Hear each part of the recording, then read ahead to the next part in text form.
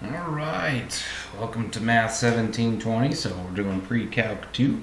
All right, we're going to start. This is lecture 1. We're going chapter 1, section 1. This chapter should all be review for you guys. Okay, a little bit of geometry review. It's not as bad as geometry. Trig is actually kind of fun. All right, we're not going to be doing proofs and those sort of things, so don't freak out. We're going to go over terminology though, the basics, what a degree measure is, all right, what standard position is, and discuss what coterminal angles are going to be, okay? So if you remember from geometry, we have two distinct points that determine a line. Those points up here are A and B, and it goes through both of those points indefinitely. It does not end on A, it does not end on B. Okay, and that's represented by the arrows out each side. So we need 2 points to create a line, and the arrows represent that line goes on forever in either one of those directions. If we deem a segment means it's only a portion of the line, and the portion goes strictly between those 2 points. All right. So remember, a line includes the points and goes through the points. A segment includes the points and goes between the points. So it's just a chunk, and A and B are finite, and it ends there and does not go on forever. Remember, a ray has a line that's not so long. Just kidding around there. But in all seriousness though, a ray starts at one of the points, goes through the other point, and goes on to infinity. All right, so a ray starts at one point, goes through the opposite point. So different terminologies, we should have all these down, right? We have what a line is, a segment is, and what a ray is, and we use these all to construct angles. All right, so an angle, right? Any two rays. Okay, but they have to have a common endpoint. So an angle is literally two rays, right? They both start at one point and go through a second point indefinitely. So when we take two rays starting at the same point, all right, that's going to give us an actual angle. Okay? The most important part for us that we're going to pay attention to is what the angle measurement is, but we need to define that based on where vertex A is sitting. All right, so where's vertex? A vertex is where the rays come together. All right, that specific point where the two rays come together to form the angle, that's what we're going to deal with, and we're going to be calling a vertex of an angle. If we talk about an angle's measure, that's how large it is. There's two different types that we're going to talk about in this class. We're going to talk about degrees, and we're going to talk about radians. Okay, they're both the two ways that we define angle measurement. Okay, so the angle always goes in general. Okay, we rotate around the vertex, and it is always going counterclockwise for the most part with everything that we deem. All right, so we start on the bottom and we rotate counterclockwise. All right, starting at 0, going up in one complete revolution is 360, but we have to define those sides. All right, so the initial side is the side that we start on for our measurement. Okay, so we have the initial side, and then we have to have the side that the angle ends on. All right, so we have the terminal side. All right, so the ray starts on the initial side and goes towards the terminal side, and that defines how large our angle is. Okay, so that's what we're defining. And this is important because that arc in between the two rays, that in question is, the angle that we're talking about when we start talking about this. And notice I said before, the majority of the time when we calculate an angle, we talk about going in the counterclockwise direction. That's positive for our angles. All right, so we start at 0 and we start rotating counterclockwise. And if we go all the way around, it's 360 degrees, right? If we go halfway around, it's 180 degrees. But positive angles are always counterclockwise, and negative angles are always clockwise. So we start at 0 and we go down.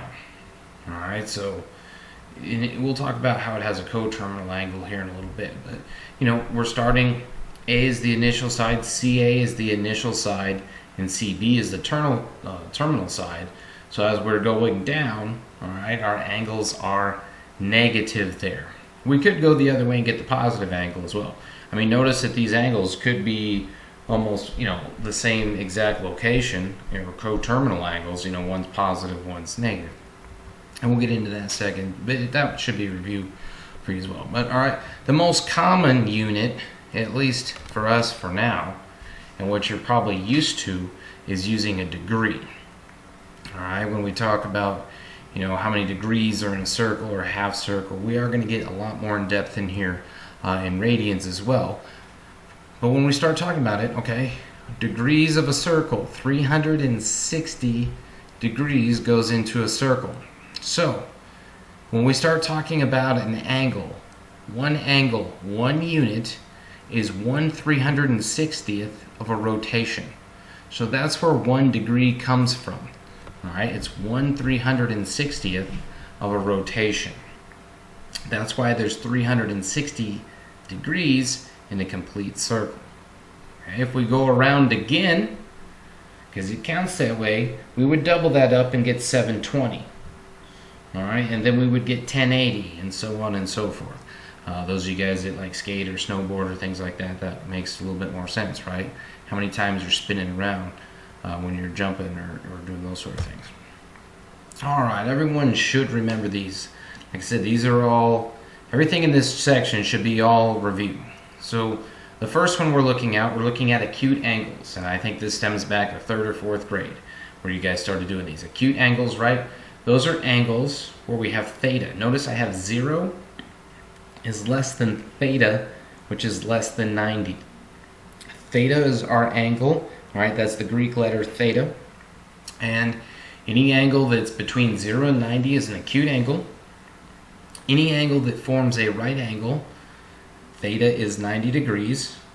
Any angle that's between 90 and 180 degrees is an obtuse angle. Any angle that equals 180 is a straight angle. What I want you to notice on the acute angles and on the obtuse angles, notice we don't equal 0 or equal 90 on the acute angle.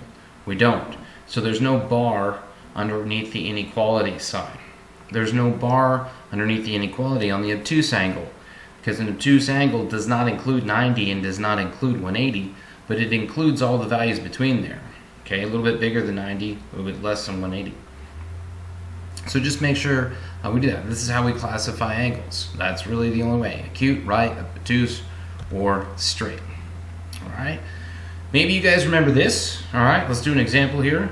We have an angle that's 40 degrees. We want to find its complement and its supplement. So what we want to make sure we remember is what is a complement and what is a supplement.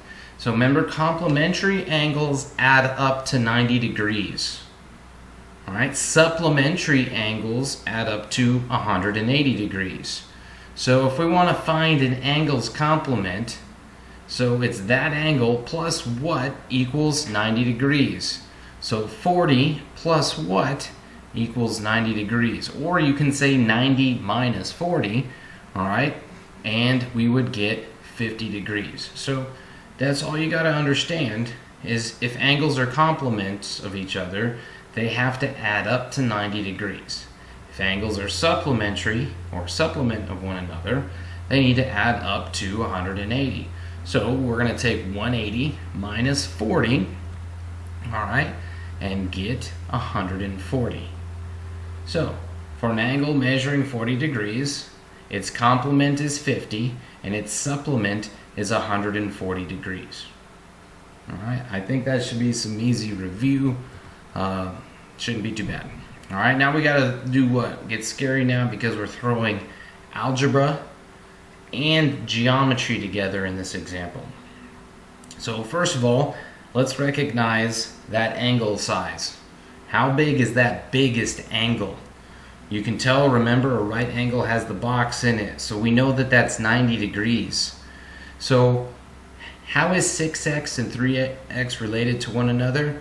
They're complementary angles. They're complementary angles, right? Because if I take 3x plus 6x, I have to set that equal to 90 because those two angles combined are complementary angles. They add up to 90. So my algebra in this piece literally is 6x plus 3x equals 90. So understanding that they're complementary angles really helps here. So we end up with 9x equals 90, and we know that x equals 10. All right, doing our basic algebra. What if we wanted to do this, all right? We wanted to know how big each angle was. Well, because I'm going to ask you problems like this on your test. One is, solve for x. The other is find the angle. If we go back and look, right, this question said find the measure of each marked angle. Didn't ask solve for x. And I promise you, x will be an answer choice on your test. You need to make sure that you read and understand that it says find the marked angle. So to do that, we have to plug x or substitute x back into either 6x or 3x. Okay, so when we do that, 6 times 10 is 60, 3 times 10 is 30. So we can substitute the value of x into either one, all right, to get it. Sometimes it might ask for a specific one. All right, so make sure that when you do the problems on the homework and on the test, that you read through and you answer what it's asking for. It's not asking for x here, it's asking for the angle. But in order to find the angle, you have to solve for x first, then substitute x into them to get the value of the angle. All right. Hey, if you're good at the last one, maybe try this one. It looks like my little animation came in a little too early here, but we want to find the measure of each marked angle. There's one that's 4x, one that's 6x. What's the relationship between these two angles? All right, they're supplementary, right? We should see that those add up to a straight line. So they add up to 180 degrees. So I have to say 4x plus 6x equals 180 degrees. And then solve for x. All right, so when we do that, 4x plus 6x, we get 10x equals 180, x equals 18. All right, then we substitute 18 in for x, just like we did on the last problem. So 4 times 18 is 72, 6 times 18 is 108. So those angles are supplementary. This should be new to you. All right, when we go in class, I'll show you how to use your calculator for this, but I do expect you to be able to do it by hand because in case I, out of the kindness of my heart, give you a pop quiz and no calculator, you should be able to answer this for me. All right, when we start getting into precision of angles, we get down to degrees, minutes, and seconds for accuracy. I mean, that has to do with navigation, landing an airplane, doing those sort of things. So when we break it down, an angle actually has minutes and seconds associated with it. So 1 minute is 1/60th of a degree, right? Because there's 60 minutes in an hour, and that's kind of like 360, if that kind of makes sense, going around a clock. So 60 minutes in an hour, so 1 minute is 1/60th of a degree. So we represent it this way. Notice the 1 has an apostrophe. In this course, when you see 1 apostrophe, that means 1 minute. All right, so 1 minute is 1 divided by 60 degrees. Or we can write it as 60 minutes equals 1 degree. So that apostrophe next to the 60 is 1. So 60 minutes is 1 degree. Okay? 1 minute is a 60th of a degree. Okay? So when we talk about seconds, seconds are 1/60th of a minute. Okay, because there's 60 seconds in a minute, right? So a second is a 60th of a minute. We represent seconds, okay? You can either call it a double apostrophe or a quote with a single quote, whichever you want to do, all right? So 1 second equals 1/60th of a minute, which equals 1/3600th of a degree. Okay, we really just need to know if we're multiplying or dividing. I mean, essentially, we're either going to go from decimal to degrees, minutes, and seconds, or go from degrees, minutes, and seconds to decimal. All right, so Make sure this is the new stuff most likely for you. All right, so we're going to do a few examples here to help you understand that. We want to perform each calculation. So you don't know how to do this in your calculator yet, right? Some of you may not. You don't go 51.29 plus 32.46. Those are not decimals. They're degrees. And we're given minutes as well. So 51 degrees, 29 minutes, plus 32 degrees, 46 minutes. And then we're going to take 90 degrees minus 73 degrees, 12 minutes. All right, so remember that little apostrophe is minutes.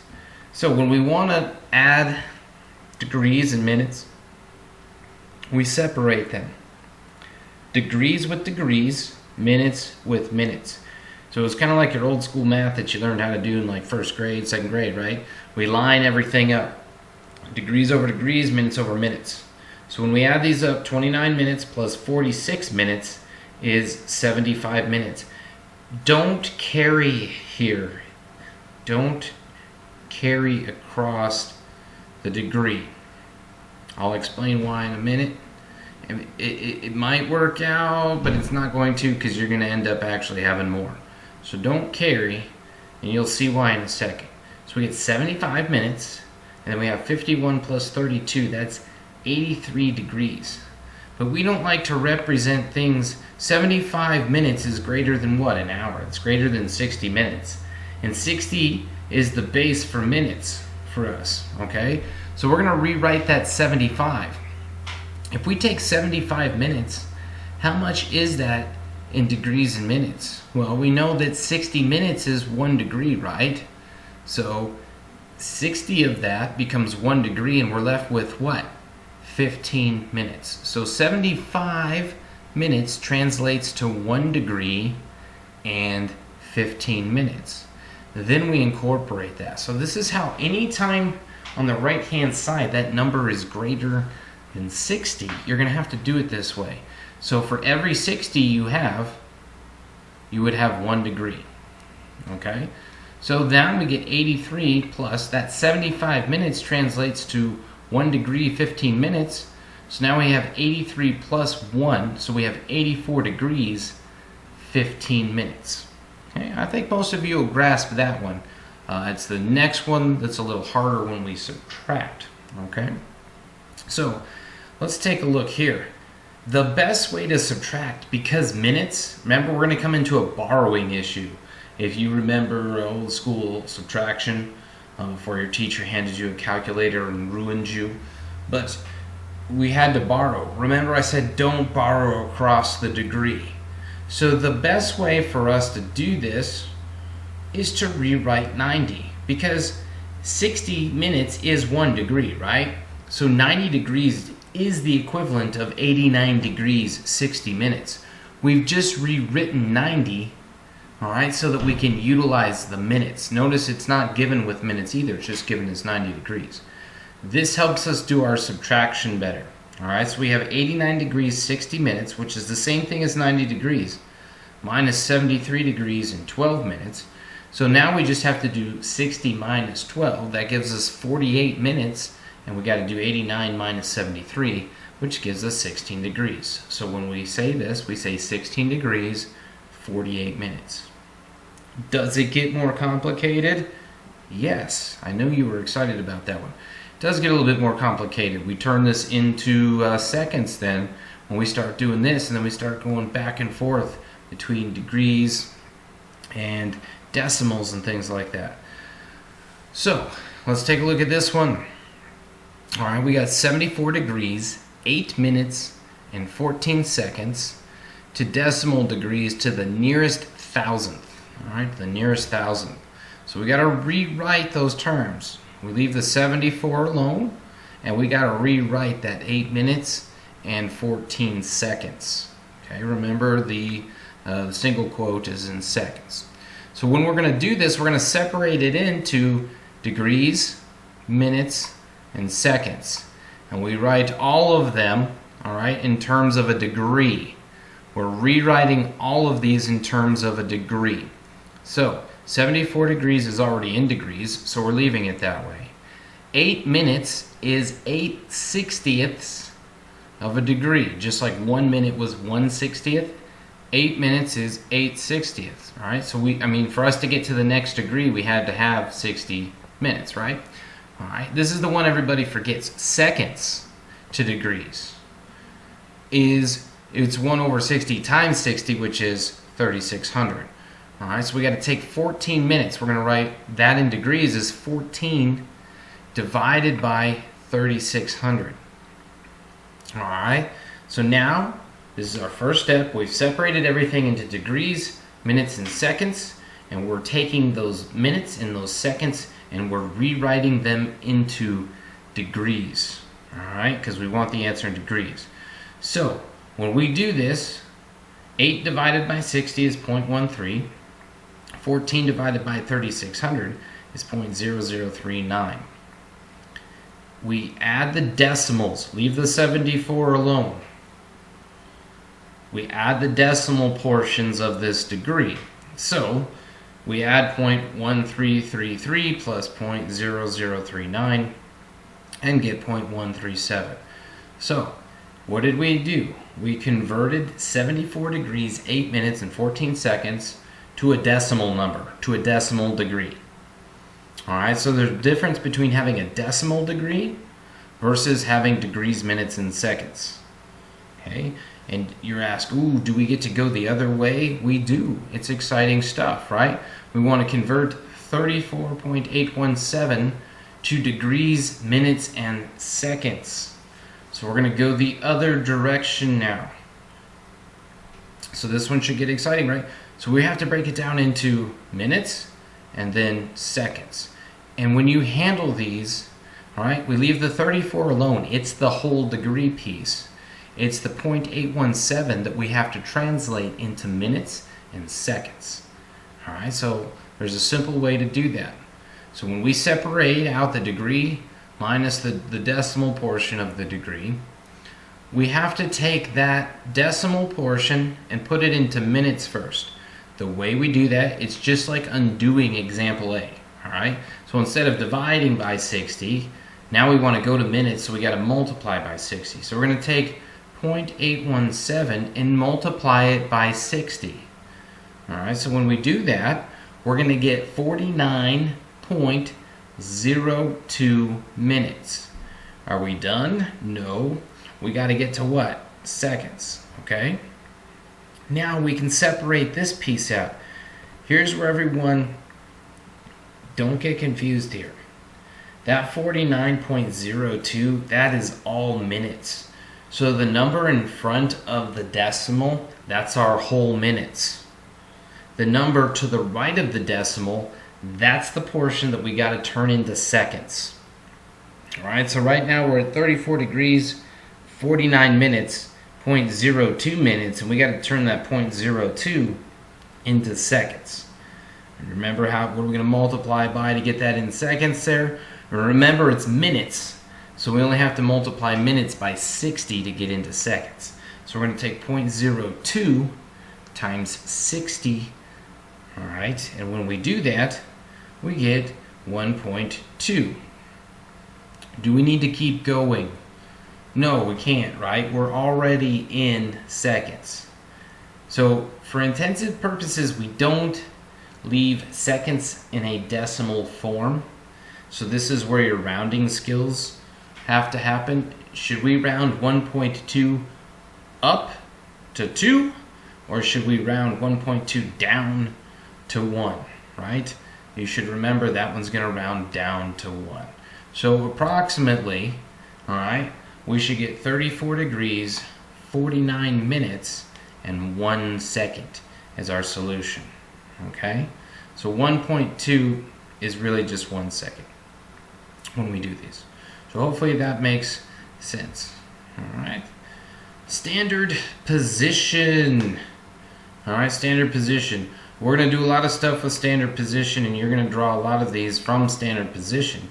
Standard position is when we have the vertex at the origin, okay? And its initial side is along the x-axis. Remember, the initial side is the side that it starts from. The terminal side doesn't have to be on the x-axis, but as long as we're at the vertex and the initial side is on the x-axis, we are in standard position. So it's important for us to use standard position because we have some very, very fundamental angles that make trigonometry very easy. These are the quadrantal angles. For us, all right, it's 0, which is the x-axis. We got 90, which is the y-axis, 180 back onto the x-axis, and 270 the other end of the y-axis. When we are, what I want you to think of the quadrantals is north, south, east, and west. Essentially, that's what it is, all right? North, south, east, and west. All right, so the 90, the 180, the 270, and 0 are going to be very, very important angles for us. And I promise you there's a test question, you know, I might group those angles and ask you, hey, what do those angles represent? And you're going to tell me the quadrantal angles. All right? So, if we go here, we start talking about coterminal angles. Coterminal angles, break the word coterminal down. Co means what? Together. Terminal means where they terminate or end. So two angles that are going to terminate or end in the same position. We can do that by taking the original angle and adding 360 to it, and adding 720 to it, and adding 1080. What am I? I'm really adding, like, you know, 1 revolution or 2 revolutions or 3 revolutions. Or I can go the other way. All right, I can take that original angle and I can minus 360, minus 360, minus 360. So if we notice here in the first example of coterminal angles, in blue we have 60 degrees. That's the original angle. And we want another angle that ends in that same position. So I can take 60 degrees, add 360 degrees to it, right? One more complete revolution, and I get a coterminal angle of 420 degrees. Notice how 420 is drawn versus 60. We start the 60 degrees, what? On the x-axis, that's its initial side, and its terminal side dies 60 degrees higher. The 420, right, the pink one here, starts, the initial side is on the x-axis, and we loop all the way around to get to 420. So we really essentially take 60 plus 360, but it's how we draw 420.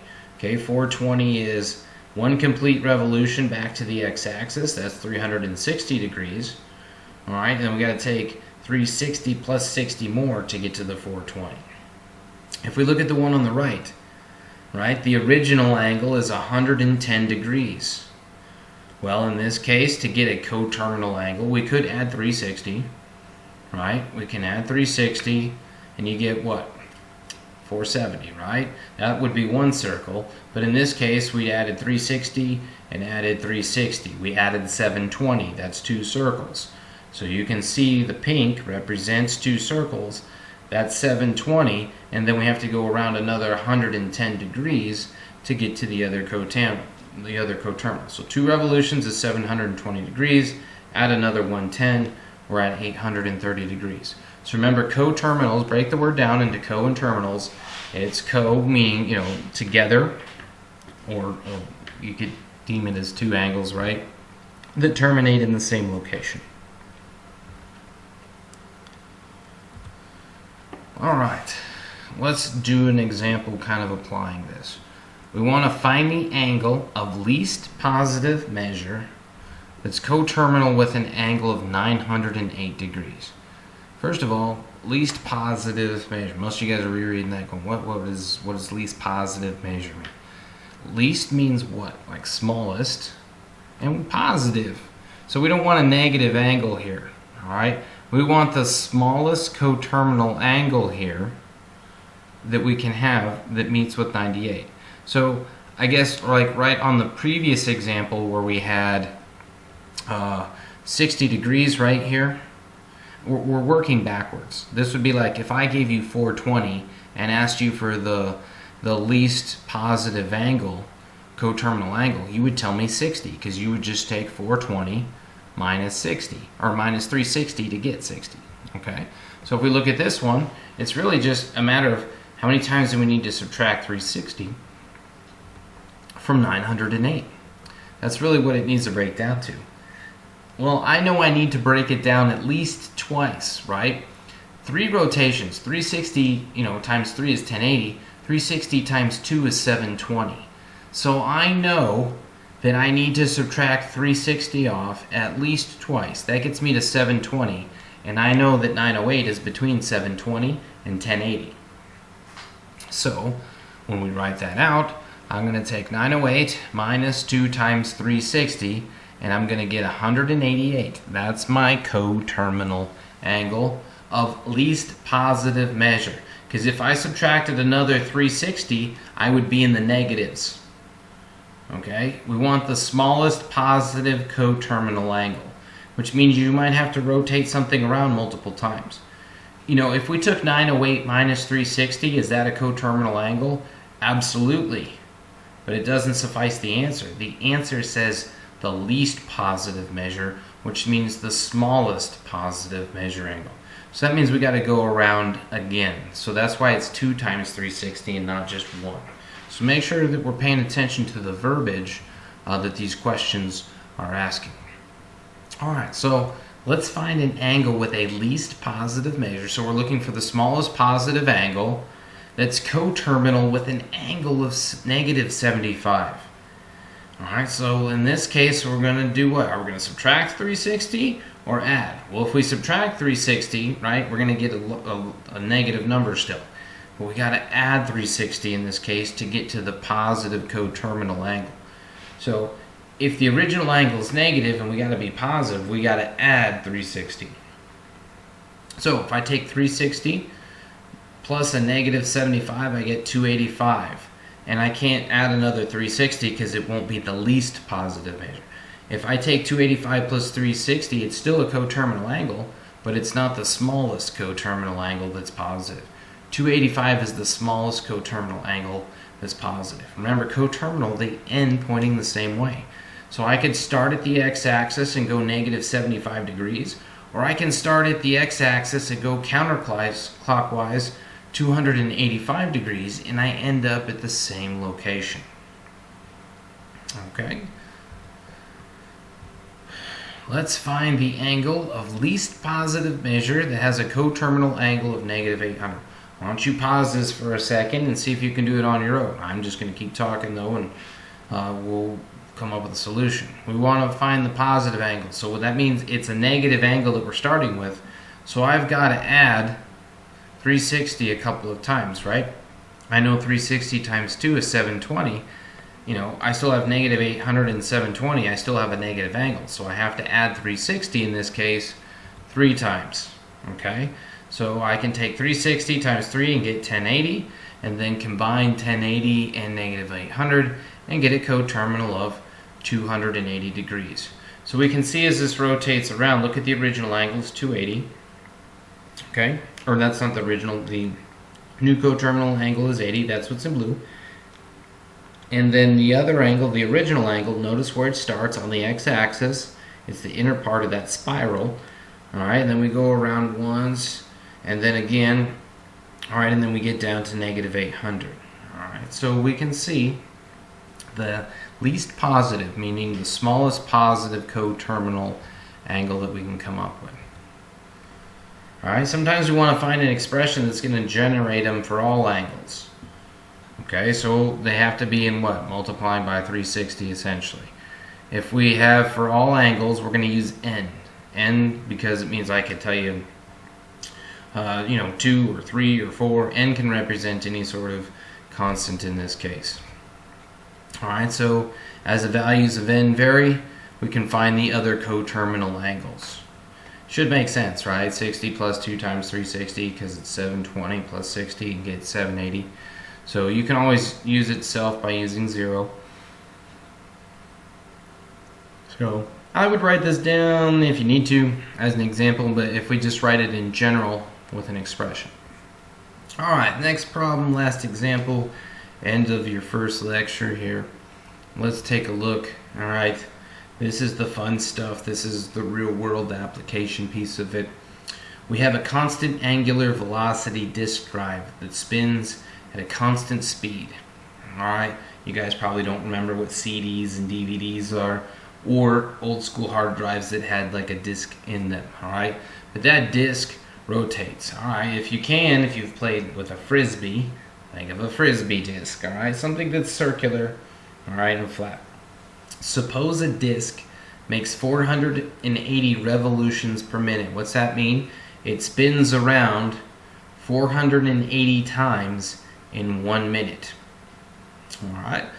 Through how many degrees will a point on the edge of a disk move in 2 seconds? So if it's spinning around 480 RPMs, or revolutions per minute, alright, so think about if we took a frisbee, right, and we took a Sharpie and we marked one little point on that, and you could get that frisbee to spin 480 times a minute. You know, how many degrees is that little mark that you put on there going to turn? How many times will it spin around, essentially? Okay, in 2 seconds. We know how many times it'll spin in a minute. It'll spin 480. But we want to know how many times does it spin in just 2 seconds. Alright, so that's the important spot. Alright, so the disk goes around 480 times a minute. We got to put that into seconds. So we got to divide by 60. So that tells me that that disk, or if we're going back to our frisbee piece, right, can go around, it can spin completely 8 times in 1 second. Fairly fast, right? Fairly fast. That's 8 times per 1 second. But the question asks us how many what? Seconds? 2 seconds. So it's 8 times in 1 second, so that means it's 16 times in 2 seconds, right? So 2 times 8 is 16. Does that suffice what the question asks for? No. It says through how many degrees will a point on the edge of the disk move in 2 seconds? Well, we know the disk now rotates around 16 times in 2 seconds. Well, we're looking for degrees. Well, one rotation is how many degrees? 360, right? So, and we've done 360 16 times, so 360 times 16 is 5,760 degrees in 2 seconds. Alright, important stuff like that. You know, that's how you're calculating, you know, how fast you're going when you're driving your car. Alright, there's a little sensor that's down there that keeps track of how many revolutions you're getting, you know, per minute when you're driving, and that translates to your miles per hour, which is your odometer, so you can keep track of how fast you're going for the speed limit. So real world application, got to do those calculations. You buy hard drives that have different speeds. Alright, those different speeds, how fast that disk spins, how fast can you access your data. That's really, you know, what it goes into. The speed of the hard drive is how fast that needle can move in and out on your hard drive and read your data. So real world application, good stuff. Alright, and this is the end of lecture 1.